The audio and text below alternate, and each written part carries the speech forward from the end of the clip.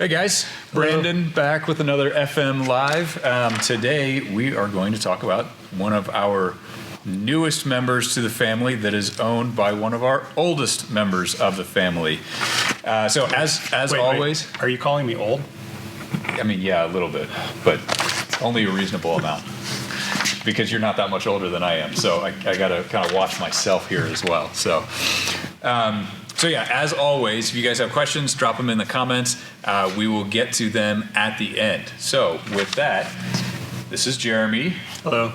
Jeremy, what do you do here at Flyin Miata? I do stuff and things. Both? Both, Ooh. yes. For a long time, I did all of the engine break-in, ECU calibrations, tech support, things of that nature. Now I work in operations and I run the business, pay the bills, make sure everybody's happy, do all those things in the background. So we have awesome new guys in the front to take care of our customers so that us old guys can actually be in the background and keep the business nice and healthy. So that's what we do. Excellent. Mm-hmm. And how long have you been here overall? I've been with Flyin Miata for 18 years. That's pretty good. Yeah, it's been a minute. Yeah. Mm-hmm. Awesome. Well, so you have a new to you Miata here. Yes, I do. So before we get into this one, what's your history with Miatas? Well, to preface this, I've been a Mazda person a lot longer than I've been a Miata person. I was an RX-7 guy back in my teens and early 20s. I had naturally aspirated. I had turbo RX-7s. My favorite one was a Turbo 2 that was making about 450 horse at the wheels. And that's how I got into standalone ECUs. That kind of evolved. I started doing calibrations for friends, et cetera, et cetera. And then one day I decided, hey, I need to finish college, and this isn't going to work if I have a Turbo RX-7 because the thing spent as much time broken as it did running. Fortunately, I had great friends, and I could drive their cars. And I'm like, this isn't going to work. So I said, I still want something small, fun, two-seat, sporty, turbo. I love Mazda. How about I buy a Miata, and then I put one of those Flyin Miata turbo kits on it because I knew who these people were. And this was probably about 2002 or so. So I sold the RX-7, which I still cry about a little bit. And I bought a 94 R-Package Miata. And I promptly put an FM1 turbo kit on it back in those days because at the time I was living in California and the FM1 was carb legal. That didn't last too long. It ended up getting upgraded, et cetera. And I just did all the things with the car, and it was very reliable. I put tons of miles on it, drove it everywhere, and that was the car that I still owned after I finished college, and I got the job here at Flyin Miata back in 2004. And to segue, that car is not here, but that car now identifies as the Targa Miata, which is an interesting piece of information. From there, I owned a 95 R package, a black one, which was a really cool car. And then later on, I owned a 2003 Club Sport. So another interesting piece of information, this 95 that I've picked up recently is the first Miata I've owned with power steering. So I'm still getting used to that. Going back to the age thing. Yeah. Exactly. So then why this car and why now? Well, it was interesting. We had a supplier. There's a local guy here in town who has done machining work for us over the years. And he was the second owner of this car. He purchased the car in 2002 from the original owner. And he and his wife drove it, loved it. And unfortunately, for reasons we won't get into, he found himself in a position where he could no longer really enjoy driving a stick shift. And so he sent us an email and said, hey, I love you guys. I have this Miata. You know me. Is anybody at Flyin Miata interested in this car? And I said, So I talked to everybody, hey, is anybody else interested in this? Because I am. And so we just talked about it, and we decided I was going to buy the car. So I did, and it was very well taken care of. It was really clean. It sat outside for the last couple of years, and it needs some TLC just because, the gentleman hasn't really been able to drive it for the last couple of years. And so, but I looked at it, and I've driven hundreds and hundreds and hundreds of NAs. And so, when you get in one, you immediately know, is this a good car or is this one kind of beat? And I got in this car, and before I got a mile from the guy's house, I knew this is a good one. Fundamentally, all the things, it needs some TLC. It sat out in the sun, so there's a little bit of sun damage and things like that. But fundamentally, the chassis, it's clean. There's no rust. The wiring is in perfect condition. Nobody's molested anything. It was almost completely stock. He has put on a glass window soft top. The original radiator had to get upgraded, obviously, because the radiators on these things don't last, and so it's got an automatic radiator in it.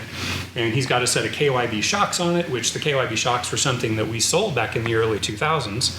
Haven't sold those for a long time, but back in those days, we were selling those shocks. And it's got a set of drilled and slotted rotors on it. So pretty darn close to stock, with the exception of just some general maintenance things that you would expect to have to change out on a 27-year-old car as you're going along. So I said, yeah, I'm going to buy it, and I'm going to continue the journey. And I think it's working out for everybody. It's a great car, so I'm really happy with it. Yeah, it looks, like you said, it doesn't look perfect, but it looks really good, particularly given the age and such. Yeah, for what you see in a lot of NAs these days, a lot of them they're loved and they're well used and they're pretty beat up, a lot of them. And so when you find one that's really fundamentally very sound, it's like, yeah, you're going to jump all over that one, because it's not an easy thing to find. Yeah, absolutely. Especially locally, right? Especially locally, yeah, for sure. So what kind of stuff have you done to this car at this point? Well, I have a list, of course. As soon as I got it home, I took an account of all the things that it needed. I did some engine cleaning, and basically cleaning of the car, inspection, looking to see if there was any issues. For example, the radio didn't work, and a couple of the little things like that were like, well, I'll take care of it. The oxygen sensor needed to be replaced, just kind of general maintenance things, not really that big of a deal. So I went through, and one by one, I'm just starting to do the basic maintenance, because you have to really get all those things on point so that you can continue to enjoy the car. I need to do a timing belt job on it. I checked the valve cover. I replaced the cam sensor O-ring because it was leaking. Oh, that was a good one. The cam sensor O-ring, as you expect at the age, was leaking, and it was dripping on the heater hose, which is normal when it leaks. But then what it does is it takes the rubber of the heater hose and it makes it soft and expand. And pretty soon, if you don't pay attention, the heater hose is going to burst and it's going to leave you on the side of the road, best case, or with a warped head gasket, worst case. So I went ahead and pulled all that and did the maintenance and replaced the heater hoses, replaced the cam sensor O-ring, replaced the valve cover gasket, just general things that, like I said, the car just needed some TLC. And from there, I've started to build a list of things that I would like to do to modify it. And so I started with some really simple things, like on the interior, there's a few things that are really important to me.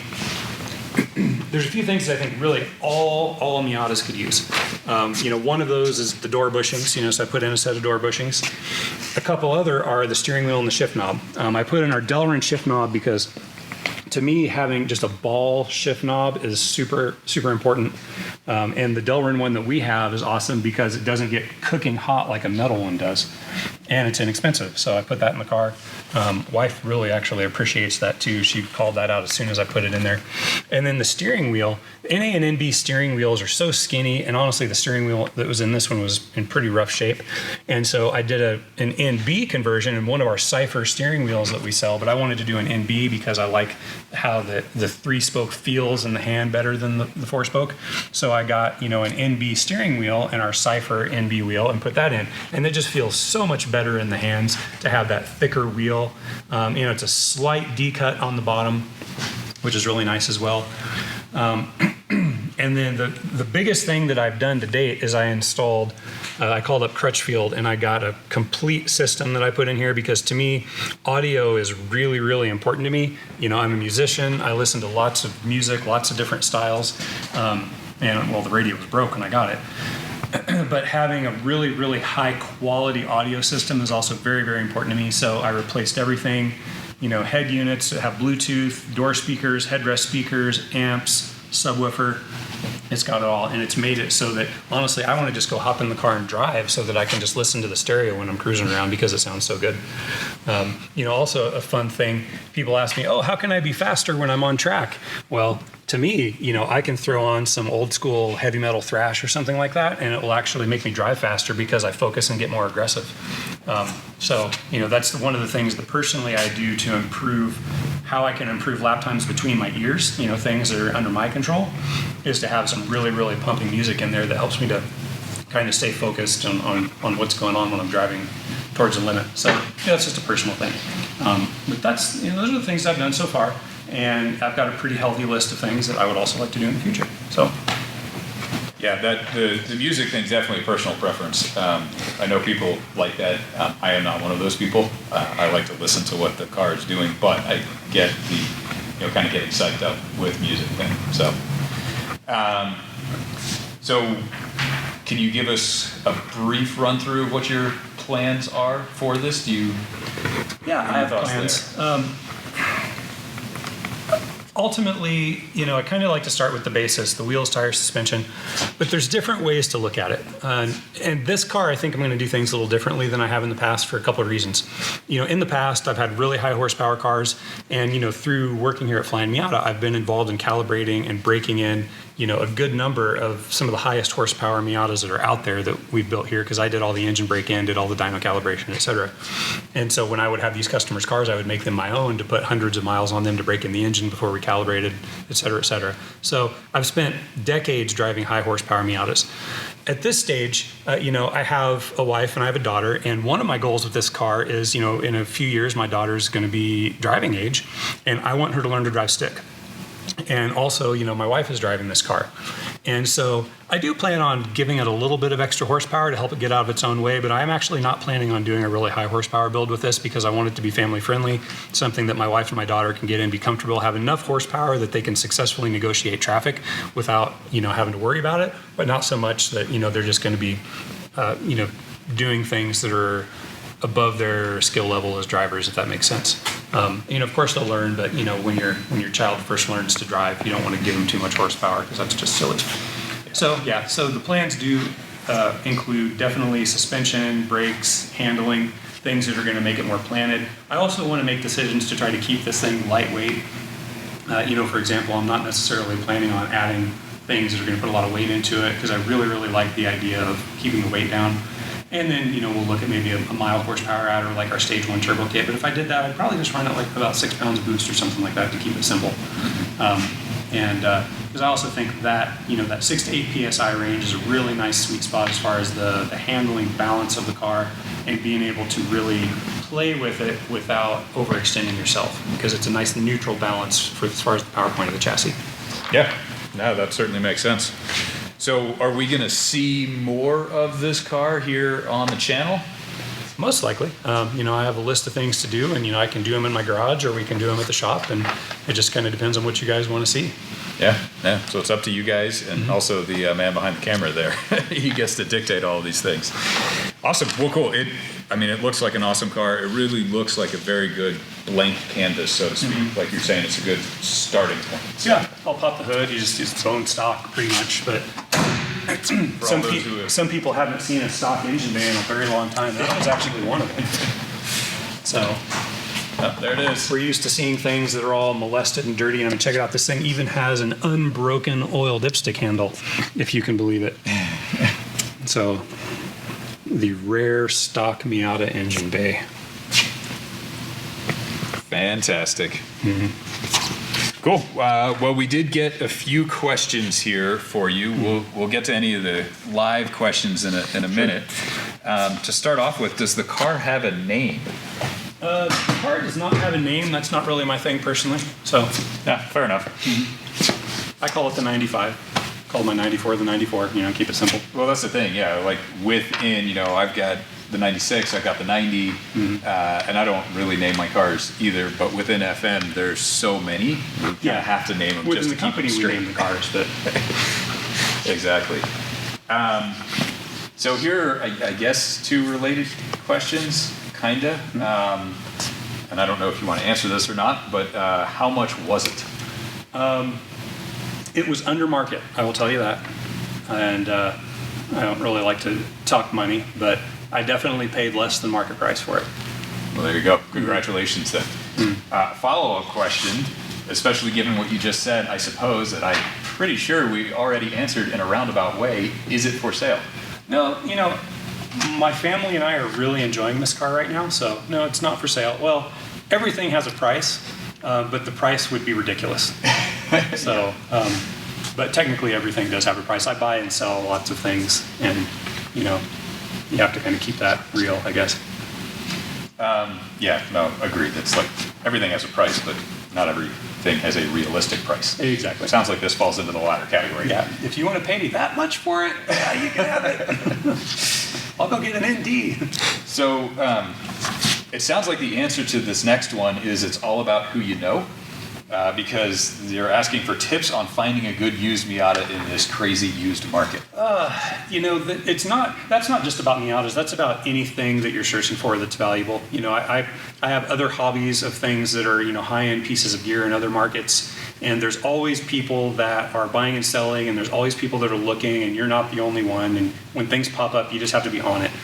And, it's a matter of figuring out where are the places that people are selling these things and paying attention all the time. And if something pops up, having the cash set aside to be able to jump on it. Because if you don't, someone else will. And the last couple of years especially, the market is cooling off, but the last couple of years especially when the market's been really hot, that's been the case with all hobby type things, regardless of what your hobby is. They've all been in really high demand and as far as that's concerned. So you just have to have the cash and be ready to jump. Yep. Yeah, I just picked up a couple of toys myself, and yeah, same story there. So what will the first mod be? I feel like we already covered that. What are your top 3 budget recommended mods to help with drivability and handling? Well, a bone stock Miata is something that most people can't drive to the limit anyway. So it's kind of a hard question to answer. Obviously, we sell lots of awesome things to make it even better as you progress on your journey of modifying and becoming a better driver and also focusing on what you want to do. But you really kind of have to start with asking, what are you trying to accomplish, and what's your why behind all of this? Just as an example, this thing has crappy all-season tires on it. However, I can have a lot of fun on the street with crappy all-season tires. As soon as I put on our compound tires, I have to push the car a lot harder to be walking on the limit. And so, is that what you want? Are you looking to set up something where you're trying to push it all the way to the limit just to have fun on the street? Or do you want something where you can have fun without pushing it all the way to the limit just so that you're not exposing yourself to, the potential negative consequences for a street car? Obviously, for a track car, these would be total junk. But thinking about what it is you're trying to accomplish is really important before you can back yourself into, okay, what are a couple things you should do? Generally speaking, having tires, suspension, and brakes that are at least adequate. If they're junk, that's no good. If they're worn out, but they have to be at least adequate, if not improved, like the stuff that we have. So I would say just drive the car, and as the driver, once you drive the car, you should know, okay, what is it that the car is not, that it is doing that I like, and what is it that it's not doing that I wish it were to improve. And so if I were to put myself in that position with this car, I drive it. Obviously, it would be nice if I had another 40 or 50 horsepower, but, probably get to a turbo kit later. But in the short term, about the basis of the car, my first thing that I said to myself was, I need to put our sway bars in it. Sway bars are huge bang for the buck in Miata. So, we have great sway bars that we sell. And personally, I like a car set up with a little bit of oversteer. And most, if not all, stock cars are set up to have a little bit of understeer. And as long as it's stock, there's really not a whole lot I can do about that. I can mess with alignment and stuff, but that's kind of high effort. So I said, I need to get a set of sway bars in here because ours are adjustable so that I can set it up how I like it. So it's just got that from neutral to a little bit of oversteer, which is where I like it. So that's something that's going to be high value to me because I identified that based on my driving style and how the car is, something that I want.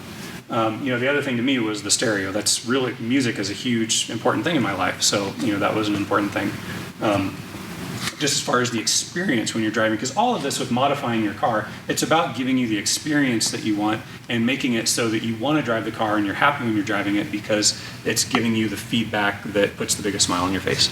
So, we offer all the performance things, but there's other aspects to it as well. There's visual things like lighting. We've got the LED lights, for example. That's something that I'll definitely be doing on this is the LED lighting because A, it's safer, and B, it just looks so much cooler. But that's, call that visual performance, right? So it's a little bit different than the traditional performance you're thinking of. So a lot of rambling, but I guess long story short is when you drive it, what is it doing well and what do you wish it would do better? And then you can use that to kind of prioritize how to begin your journey of modifying the car. Yeah, that's my deal is always just kind of, like you said, start with the why or start with the end in mind. Don't just randomly throw stuff at it. Figure out what your goal is with the car and then progress in that direction. So, so it sounds, so there's another question here. Some questions that we have already covered so that I will skip, or so I will skip, but plans for the car in terms of usage. Is this daily? Is this track? Is this a little bit of both? Right now, it's a daily driver, and it's probably going to stay that way. I'll probably do some autocrossing with it. I probably won't do any track days because, to me, the decisions that you have to make to go in that direction are a little bit different. But it remains to be seen. What if my daughter decides that she gets into autocross and track days, and maybe in the future we could turn this into a project car. So at the moment, I'm trying to keep my options open so that, as she gets to become driving age, it's something we can do as a family and, have it be a little bit more of a kind of a bonding experience and something for us both to work on together. Yeah, that makes sense. That's cool. Will it get the FM catalog thrown at it, or are you keeping it all stock? I think we covered that. Where is all the rust? Out here in Colorado, cars don't rust. Not in Colorado. That's where the rust is. We use magnesium chloride on the roads, which does not corrode like salt does. If you go 35 miles that way into Utah does use sodium chloride, and their cars rust badly. But places like Arizona, California, places but up here in Colorado, actually, our cars don't rust. Yeah. So I feel like a lot of people don't know that, but yeah, it's true.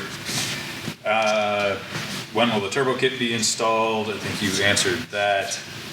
How did he find an almost stock Miata? Why is it almost stock? Again, that's all about who you know, at least kind of, sort of. And does it tick? Yeah, it ticks on startup a little bit, and it usually goes away during the warm-up process. It's just, the guy's got a noisy HLA in there, but it does go away as it's warming up. I'll probably continue to do, some sort of like seafoam treatment. I already did a seafoam engine treatment, which I think is great. Probably put a little bit more in the oil and see if it can maybe free up that sticky lifter. But since it's going away by the time it warms up, I'm not really stressing it. Yeah. Yep, that is a common problem, but as long as it doesn't stick around for too long, not a huge deal. Yeah. So. Cool. Well, that is all of the pre-questions I had. Mike, what kind of current? We have one question. What's up? Show us your sweet audio system. Show The us sweet your- audio system. Okay, yeah. This is something that I think is often overlooked in Miatas. And I've been doing car audio ever since my first car. And back when I was in my 20s, I spent a lot of money on really nice car audio stuff. In this case, it's a soft top convertible. I wasn't really interested in putting a bunch of money into it. I want something that was really good bang for the buck, that had a good sound. But I'm not interested in buying like the high-end gear like I did back, when I was younger. So I was able to find stuff that was really pretty reasonably priced that anybody could do. Like I said, just go to Crutchfield, and Crutchfield is amazing as far as all that stuff's concerned. The customer service, the support, their ability to recommend things. Basically, I got just a simple Pioneer head unit. I'll just turn the key on so you can see it. But this is nice because it's got, you can hook up Sirius to it. It's got Bluetooth. It's got an app so you can stream off your phone or do a direct connection to Pandora or Spotify. So it's got all those things in it. And then over here in the doors, I don't like to advertise, and so I went ahead and I got some 6.5 Polk Audio that are behind here. I didn't want to do the separate tweeters. The separates do sound better for sure, but then when you do that, you're starting to advertise a little bit, and I just decided I'm going to keep it simple. So there's just the Polk Audio 6.5 behind here. And then because you should never run speakers just off a head unit because it's going to sound like crap and not have any headroom, I got a Pioneer amplifier, and it's just a little 2-channel 60-watt amplifier. And I mounted it down here. So basically, this is running the door speakers so that they've got the headroom that they need. And being a convertible, you really need to have that headroom so that you can get substantial, clear audio at top-down volume. Otherwise, if you're just trying to run it off the head unit, you're never going to get that clear audio at those higher levels or when you've got a lot of road noise, et cetera, et cetera. So I did that. And then I also replaced the speakers in the headrests. And this is kind of haphazard at the moment. I'm hoping to actually come up with a 3D printed solution for this. If only you knew it. If only I knew a guy. So I took the crappy speakers out of the headrest, and so these are Pioneers, but they're a 3.5-inch speaker, and basically a 3.5-inch speaker just shoves right in there, and it just sits there and it's fine. Ultimately I need to at least get a long screw because I didn't have a long enough screw to get back to this thread box back here, but they're not going anywhere, so I'm really not too worried about it. And these are really subtle. It just gives you that a little bit of depth behind your head. So you don't actually want these too loud, because I do have these set to crossover at 200 kilohertz, I think it is, whereas the ones in the doors I think are set to crossover about 160. Basically that's because also when you're listening to loud hip hop or something like that, you have to set the crossover high enough so when you're listening to stuff with a lot of bass on it, it doesn't just blow them out, because that's no good for anybody. So that's how those are set on the crossover. And then the last piece of the puzzle was you don't have a lot of room for a sub in here, but I found one that actually works really well. This is a Rockford Fosgate, and it's an 8-inch powered sub, so the amplifier is built into the box. And the reason I got this one is because there was only two that they had, because I wanted an 8-inch. First, for a 10-inch is kind of a sweet spot, but you've only got so much space, and this is a small car, and speaker size is really kind of proportional to the space that you're in. So, if you're in a small space, you don't need a big speaker to basically do the same job, more or less. 10-inch is really kind of big, but I found this 8 that fits right down in the depression really nicely. I still have most of my trunk space. I can pop it out really easy if I need the extra trunk space or if I'm going to the track, and it actually sounds really good because, of course, you've got these hollow tunnels that go up on either side of the gas tank. So, when you're driving, this thing really bumps pretty well. And the reason I got this one is because there's only two on the market that were a wood enclosure. Most of them are like a plastic enclosure, and I'm like, I don't want to do a subwoofer in a plastic enclosure. And so there was this one in the JL Audio, which was like 3 times the price. And I used to do JL back in the day. It's really good, but I just didn't want to spend that much money. So, this was a couple $100. But it really rounds it out, and it makes it so I can listen to pretty much any type of music I want, from, punk rock to hip hop to you name it, anything in between, and I'm going to have, a substantial volume that has good clarity and a full bandwidth for, for your listening pleasure. So, yeah, pretty simple and relatively inexpensive to, get a pretty nice system in a Miata if you know what you're doing. Sweet. Mm-hmm. Yeah, it looks good.